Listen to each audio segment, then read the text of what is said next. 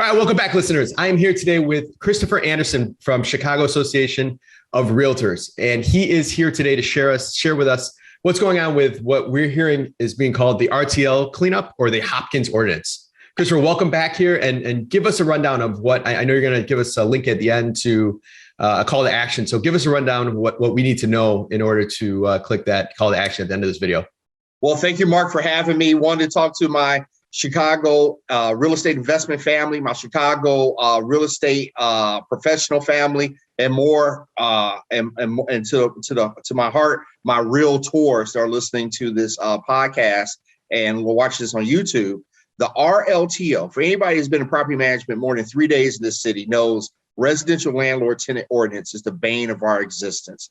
The slightest of violations can give you 2 months security deposit plus interest plus attorney fees taken out of your pocket. In the case of some smaller landlords, this is actually bankrupt them or cause them to sell their buildings to satisfy that judgment. So for those of you all that do not know what the residential landlord tenant ordinance is, in 1986, they imposed this draconian law that swung the pendulum of property rights away from property owners, because there were some bad landlords in the late 70s and early 80s, but it's moved it fully in favor of tenants.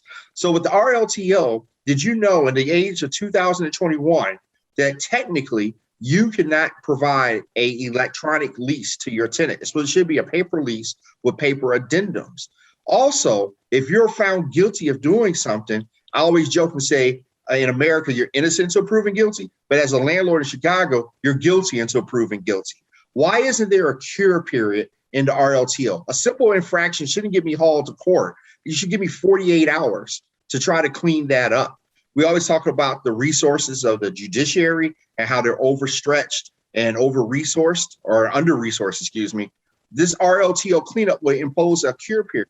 And the most important thing, the very most important thing is, as I said before, when you're found in violation of an RLTO or brought into court for an RLTO violation, even the judge believes your sob story. It's a small landlord who's new to this business and did not know better. Any violation must be penalized with 2 times security deposit plus interest plus court costs. Why is that a shall statement in that law? Why isn't it a may statement? In every other facet of the judiciary, criminal cases, civil cases, you allow judges to have some judgment and have some discretion. And that's what we're asking for here. So Alderman Brian Hopkins of the 2nd Ward has bravely sponsored Ordinance 1911 that gives landlords fairness. So we're calling it landlord fairness, RLTO cleanup, the Hopkins Ordinance, whatever you want to call it. We call it good for you doing business in the city of Chicago. And we're asking for you to take action today. So that way your alderman hears from you and other aldermen hear from you that we need to have a hearing on this ordinance now. Every time we go to the city of Chicago, they say now is not the right time. Now is the right time. After 1.5 years of some of you all not collecting any rents, having your properties damaged, we need to demand fairness. Landlords should be treated fairly in this city, and that's why we need you to take action. So who is affected? So I'm hearing this right. Anyone that owns, it's a landlord housing provider here in the city of Chicago, any realtor that might be a housing provider or have clients that are housing providers, that their clientele, their customer is affected. And then anybody if you're multifamily finance, you're affected because there's money that's not coming to 312-773 because people say the cost of doing business in the city of Chicago is too high. And those monies that would be spent here to beautify homes and make neighborhoods better, they're going to 847-708 or even out of state to Indiana. People do not want to do business in the city of Chicago. I, Christopher Anderson, as a small apartment owner, having moved out of my house, am now somewhat concerned that the RLTO affects me because I'm no longer owner occupied.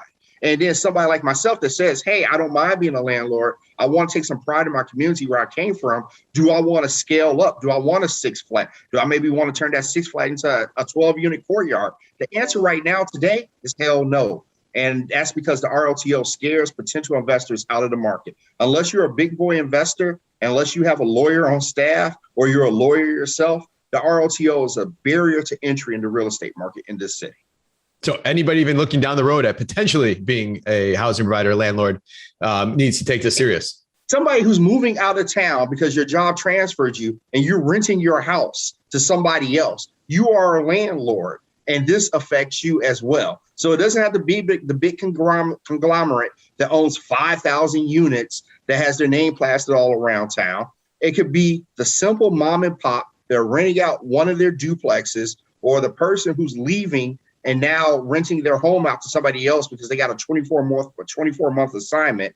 You are in the landlord business. And we know through surveys, through the National Association of Realtors, that most landlords in this country are people like you and I that own anywhere between 1 to 6 units, maybe 2 condos or a 3-flat or a duplex.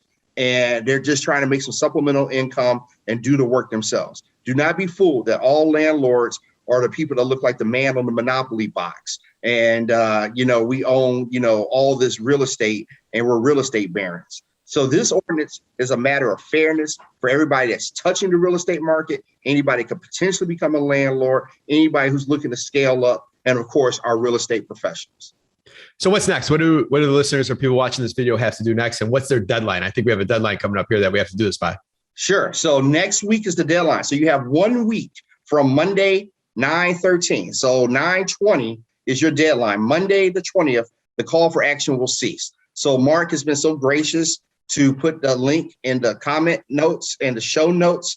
Please click the link for the call for action. It will simply take you all of 30 seconds, if not less, for you to agree to send one of the messages, not only to the alderman's chief of staff, to make sure they receive it, to make sure they hear it.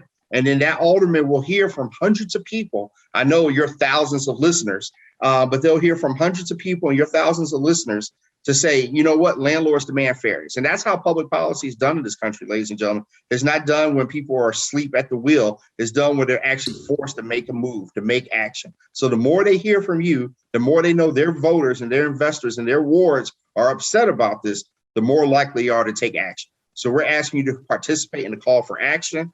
It basically is simply sending a message to the alderman and the alderman's chief of staff, and they'll receive that, record that, and know that, hey, I got 50 calls on this matter. This is important. I got 75 calls on this matter. This is important. Hopefully, each alderman, the 11 that we're targeting, all of them can say, I've received 100 plus calls on this matter. This is important. Calls or emails in this case.